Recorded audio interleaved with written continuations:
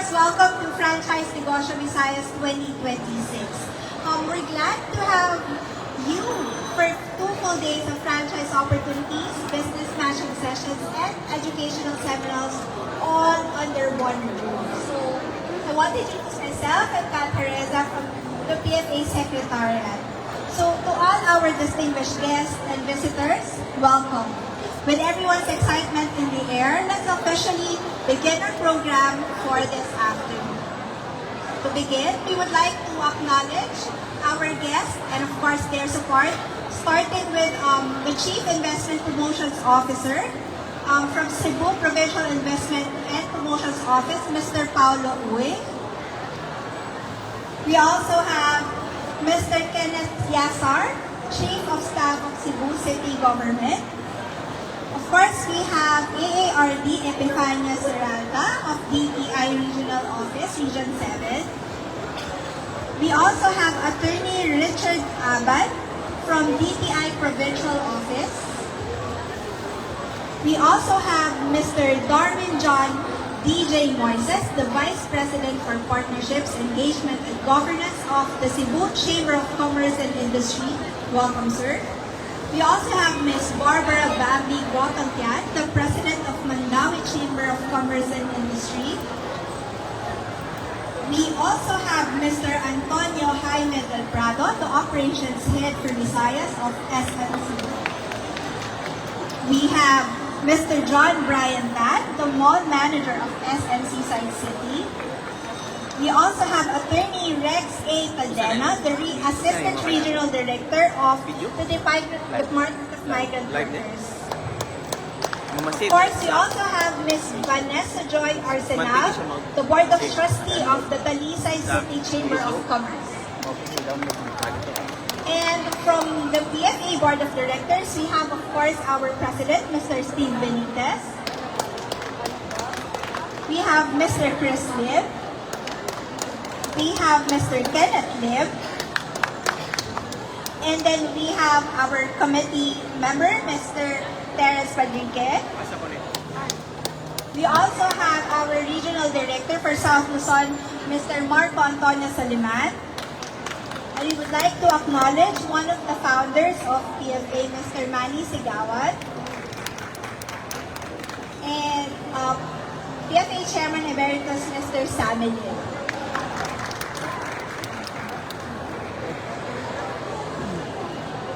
And then of course, moving forward, this event will not be possible without our partners, starting with our home center, PLDT Enterprise, our powered by partners, Conceptual Industries, GCash for Business, and SM Supermalls. Our gold partners, our event partners, our supporting organizations, and of course, our media partners. So without further ado, to formally start this afternoon's program, it is our honor to welcome an exemplary leader in the franchising industry. Ladies and gentlemen, a warm round of applause for the President of the Philippine Franchise Association and the Chairman and CEO of Ghost Coffee, Mr. Steve Benitez.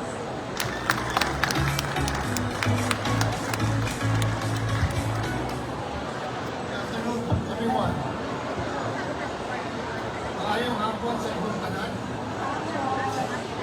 Honored guests, our government, partners, fellow members of the Philippine Franchise Association, aspiring business owners, and everyone joining us today.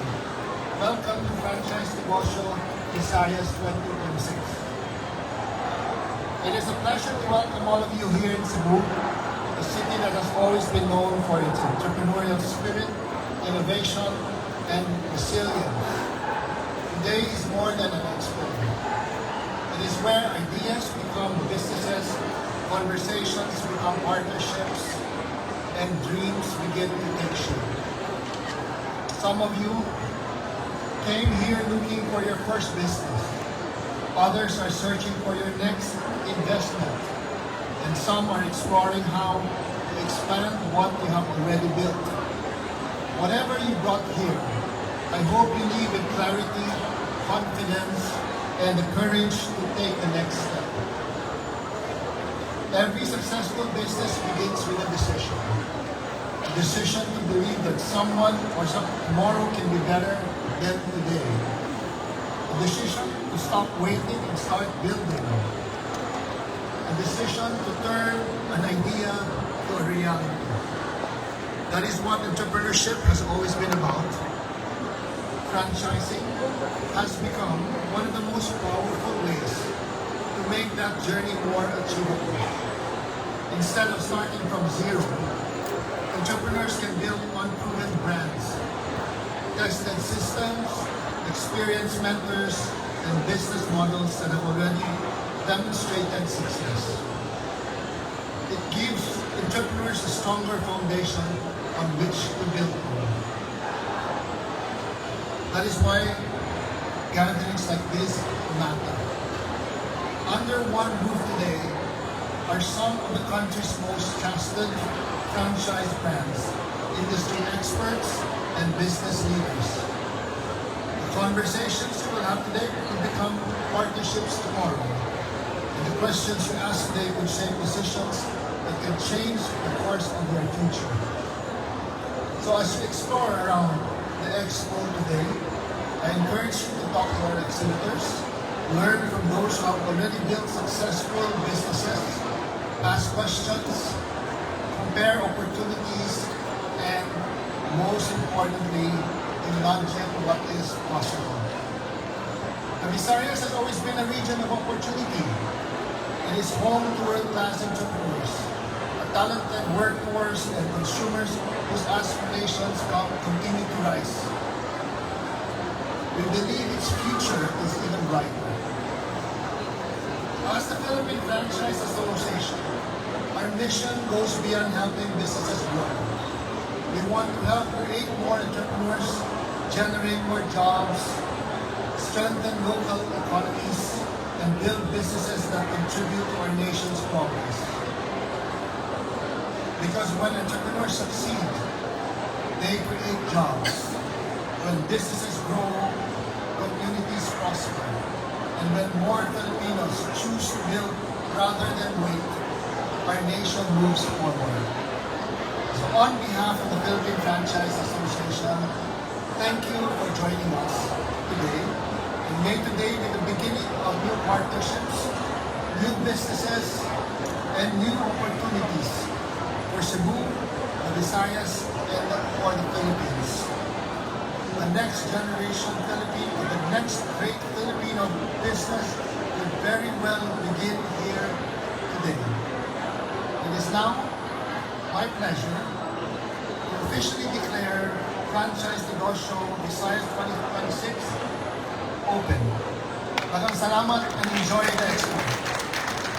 Thank you so much, Sir Steve, for that very warm and inspiring message, and for setting the tone for this afternoon's program. Next, moving forward, may we have the pleasure of welcoming Assistant Regional Director Epifania Suralta of the DTI Region 7 Regional.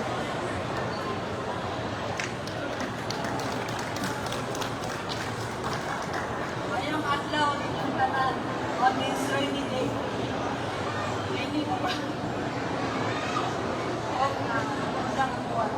So, of course, our partners, signatures, guests, and visitors. Ngayong pangabot din sa Subo.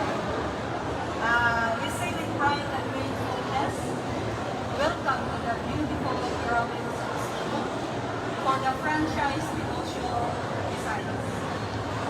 Following the remarkable success of Visayas Franchise Conference today, we're delighted to express our continued support of the momentum through the franchise Negosyo Visayas, Cebu Expo seminars and business workshops.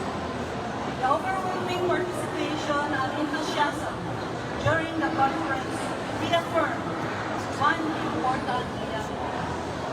Filipinos are ready to invest, to innovate, and grow their businesses. Today, we build on that momentum by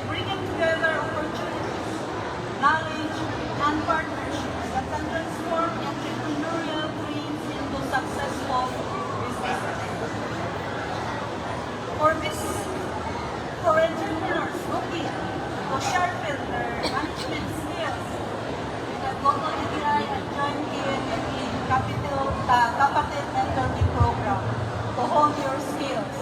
Or if you can have other programs with DTI, just visit our negosyo centers situated in local government units and even in nationwide.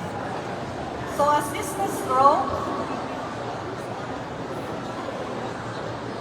DTI continues to extend services to our micro, small, and medium enterprises. To aspiring entrepreneurs, franchising offers a lower risk pathway into business ownership by providing tested systems, established operations, and also recognized brand already. So for existing MSMEs, franchising offers opportunities to replicate successful business models. More importantly, franchising allows homegrown Cebuano and Filipino brands to grow beyond their local markets and become nationally and even globally competitive. Our gratitude goes to the more than 16 sectors with over 200 existing brands, to our partners, to our stakeholders and organizers. Thank you for the unwavering support and commitment to strengthen the Philippine franchise industry and creating more opportunities for our micro, small, and medium enterprises. And to our participants, may today be the beginning of your next entrepreneurial milestone. Together, let us continue building resilient businesses, empowering Filipinos, and creating a stronger and more competitive economy. Once again, welcome to the Franchise Negosyo Visayas. May you lead this event not only with new ideas, but with meaningful partnerships, valuable insights, and confidence to take the next step in the entrepreneurial journey. Daghang salamat ang mamuhay ng micro, small, and medium enterprises. Thank you. Daghang salamat, ARD Epifania Serrano, and of course for the unwavering support that the DTI has been sharing with the PFA for how many years, especially here in Cebu. Moving forward, we would like to call on Attorney Rex Tonena, the Assistant Regional Director of the Department of Migrant Workers, for their messages. Thank you, MC. Ngayong hapon sa tanan, akong pagyuko o pagbangon sa itong mga esteemed guests, Mr. Paulo Uy, Chief Investment Promotions Officer, Mr. Kenneth Siasar, Chief of Staff of Cebu City, Assistant Regional Director, Ma'am Epifania Serrano, of DTI Region 7, the Philippine Franchise Association Chairman Emeritus Dr. Sammy Lim, and the PFA President Mr. Steve Benitez, and the rest of the PFA officers and directors. Ms. Barbara Bagulotong Tan, President of the Mandawi Chamber of Commerce and Industry.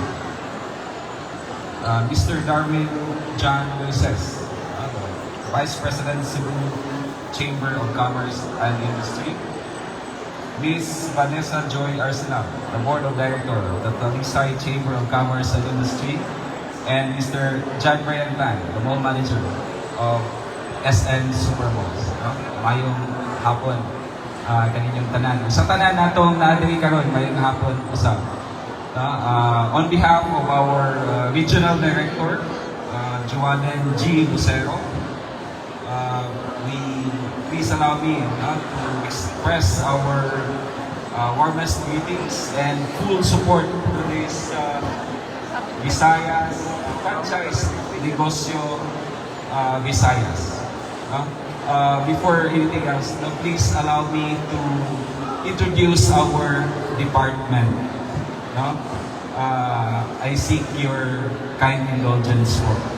Daghan dyan taon kaayo wala pa kaila sa Department of Migrant Workers or the DMW. No? Kadyan lang kayo. Ha? We were created under or by virtue of Republic Act 11641. No? It was signed into law December 30, 2021 and became effective on February 3, 2022. So kung tao pa siya, karon toddler pa yung taong si DMW. No? So understandably, gamay pa kayo ang nakailan niya. So the offices that compose the DMW mainly are the former PUEA, no? Or the Philippine Overseas Employment Administration. Mga na siya ang main office. And together with other offices from other departments and agencies, they were merged, no, to become what is now the DMW. No? So dili may ka ng famous European car brand, car manufacturer, ha? We are the DMW. Okay? So we are the primary government agency mandated to protect the rights, no, and promote the welfare of all overseas Filipino workers and their families. Okay? So, you might ask, unsa man ang OWA? Are you OWA? No, we are not the OWA. OWA is an attached agency to the DMW. So, they are a separate office. Okay? So, unsa may kalahian sa OWA o DMW? Ang DMW, we cater to documented and undocumented OFWs. OWA only caters to documented OFWs. In short, ilang members. Okay? So, thank you so much for that. No? One of our mandates, no, is the promotion of the welfare, no, as I mentioned it earlier. No, so part sa welfare ang pag-provide of livelihood assistance to our OFWs. No, especially those OFWs who want to come home for good, no, and reintegrate back into our society. So when you say livelihood programs, apil na ana ang investments, no, and the franchising is one of the best, you know, we already know it's one of the best vehicles, no, for economic empowerment, no. So for me, no, the franchising business is tailored fit for our OFWs, no, who want to be entrepreneurs. Why? Because as mentioned, no, by our speaker earlier, no, it has already a proven system, brand recognition, no. In other words, a sure roadmap to entrepreneurial success, especially for budding entrepreneurs. No, so that is why the DMW fully supports this kinds of activities, no, organized by the PFA karon. So we are very thankful, no, for this activity. Perhaps upon sirs and moms from the PFA, we could also partner in providing financial awareness training and seminars for our OFWs. That's one of our programs po. We would very much appreciate that partnership.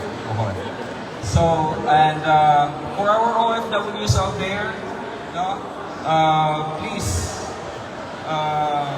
know that your DMW, under the leadership of our President Bongbong Marcos, through the Department Secretary Hans Leo Caglac, no, please know that we are here for you all the way.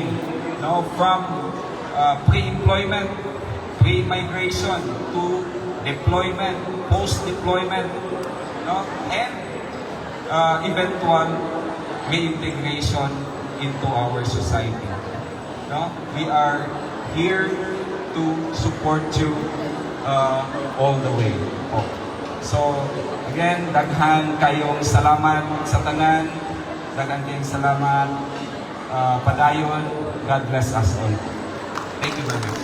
Thank you very much, Attorney Rex Padilla, and of course, thank you, sir, for sharing what BMW is all about and for the support for the franchising industry that we have. So moving forward, we would like to call on the President of the Mandawi Chamber of Commerce and Industry, Ms. Barbara Bani.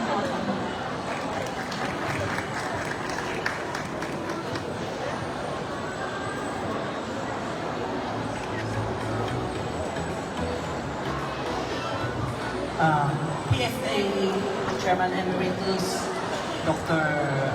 Family, PFA President Mr. Steve Benitez, PFA officers led by Kenneth, my friend Kenneth, DTI, BMW, and friends, ladies and gentlemen, good afternoon. The Mandawi Chamber of Commerce and Industry is honored to partner with the Philippine Franchise Association in bringing the franchise negosyo Visayas Expo 2026 to Cebu. We are confident that this collaboration will inspire entrepreneurship, strengthen business collaboration, and encourage more investments that contribute to sustainable economic growth across the region. It also gives us great pride to see our very own MCCI Treasurer and Trustee, Mr. Kenneth Lim, leading this initiative as Chair of the Franchise Negosyo Visayas Expo 2026. His commitment to promoting entrepreneurship and business development reflects the very mission that MCCI continues to uphold. We invite everyone to take part in this exciting event and discover the many opportunities that franchising has to offer. When organizations unite with a shared vision of empowering businesses and creating opportunities, we lay the foundation for sustainable economic growth. Congratulations to the Philippine Franchise Association, and we wish the Franchise Negosyo Visayas Expo 2026 every success. Daghang salamat. Thank you so much, Ma'am Bambi, for that support from the business community in Mandawi. Now, representing the Cebu business community, please welcome the Vice President for Partnerships, Engagement, and Governance of the Cebu Chamber of Commerce and Industry, Mr. Norvin John Moises.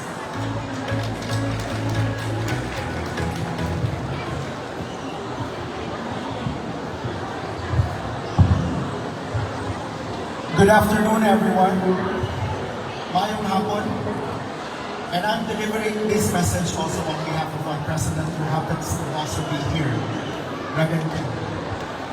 So on behalf of the Cebu Chamber of Commerce and Industry, let me congratulate the Philippine Franchise Association, President Steve Benitez, Visayas Conference Chair, Kenneth Lim, the Philippine Franchise Association, and everyone who worked to make this first ever Visayas Franchise Conference and the Franchise Negosyo para sa Visayas a reality. Bringing this event to Cebu is significant, not just because it is the first of its kind in the Visayas, but because it sends a clear message that opportunities for entrepreneurship should not be concentrated in one place. They should be accessible to more Filipinos wherever they are, and in my context, whoever they may be. So allow me to also tell you that when I was still teaching MBA in one of the universities here in Cebu, one of my students bravely asked me a question why I was teaching business, but I was not into business. I was a corporate guy. To make the long story short, I processed the question and was able to answer him with this. No? It just so happened that I grew up with parents who are successful in their corporate career, and so my exposure is about building a career path. But through that, I was able to see and find appreciation that growing up with entrepreneurs is a different kind of classroom because we get to talk about cash flow, risks, investments, and that income is never guaranteed. And so growing up with entrepreneur as parents would allow us to inherit a business mindset. And at that time, I did not have. I'm just fortunate because years later, I am now an entrepreneur attending events such as this one. And why do we see great value with organizations as PFA and with events such as this one? Franchising has become one of the most practical pathways into business ownership. For many aspiring entrepreneurs, and I was on their shoes, starting from scratch can be overwhelming. A franchise provides a tested model, an established brand, and the guidance needed to improve chances of success. Because for those of us who are yet to transition, that's the kind of assurance that we are looking for.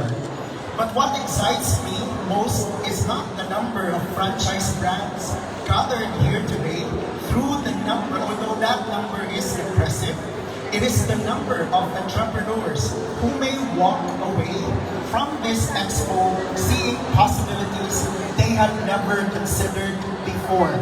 Sometimes all it takes is one conversation, one idea, or one opportunity to change the direction of a person's life, and I'm very optimistic that a lot of them would also be walking away with that mindset.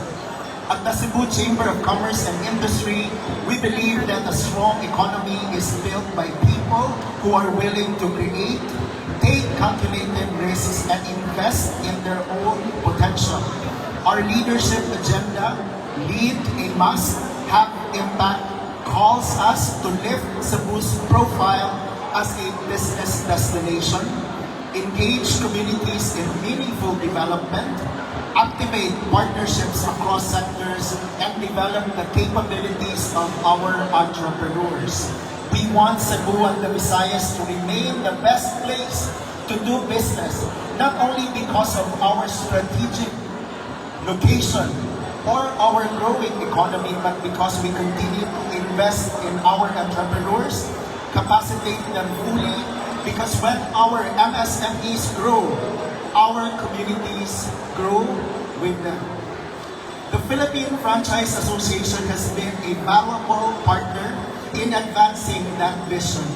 By bringing this conference and expo to the Visayas, you are helping more entrepreneurs gain access to knowledge, the network, and the business opportunities that have a lasting impact not only on their own lives, but on the regional economy as a whole.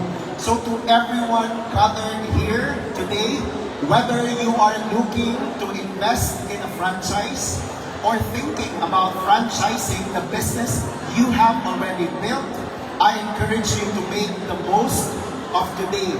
Ask questions, learn from those who have gone before you, explore ideas you have not yet considered, because this could be the beginning of your next chapter. To the Philippine Franchise Association, thank you for choosing Cebu. Thank you for choosing the Visayas. We are proud to support every initiative that strengthens entrepreneurship and invites more investment into the region. So congratulations in this milestone. Invest in Cebu, prosper in paradise. Daghang salamat, Padayon Cebu. Thank you so much, Sir DJ, for that very inspiring message of support, and of course, we would like to once again thank our business community for the support that they have given PFA all throughout our activities, not just for this year, but for the past years as well. So, wrapping up this afternoon's messages of support, we would like to acknowledge and call on our valued partner. Please welcome the manager of SMC Site Cebu, Mr. John Brian Tan.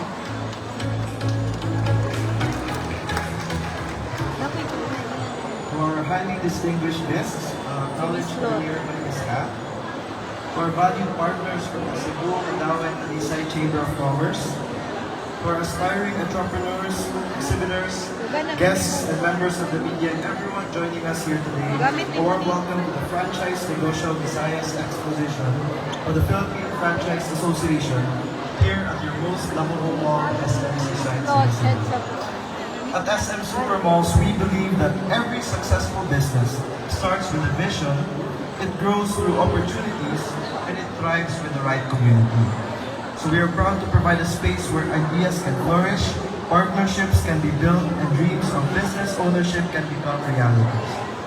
So this exposition, as also to mimic also all the other speakers earlier, it's more than just a showcase of franchise opportunities. It is a platform that empowers individuals to take the next step in their entrepreneurial journey and to also learn from the industry experts and discover new possibilities for growth. So we commend the organizers and our partners for creating this event that inspires innovation and strengthens the entrepreneurial spirit in the Visayas. SMC Side remains committed to supporting initiatives that create meaningful opportunities for our communities. And we believe that entrepreneurs succeed. When entrepreneurs succeed, families, livelihoods, and local economies grow alongside them. So to everyone participating today, we encourage you to make the most of this experience and connect with industry leaders, explore exciting business opportunities, and max out every conversation, every learning opportunity, and every connection that you can make throughout this exposition. So we wish everyone a productive, inspiring, and successful Franchise Negosyo Visayas Exposition. Thank you, and ayong ako. Daghang salamat, sir, and of course to our valued partners who have been supporting our event. At this time, may we request all our guests of honor to proceed to the welcome arc for our ceremonial ribbon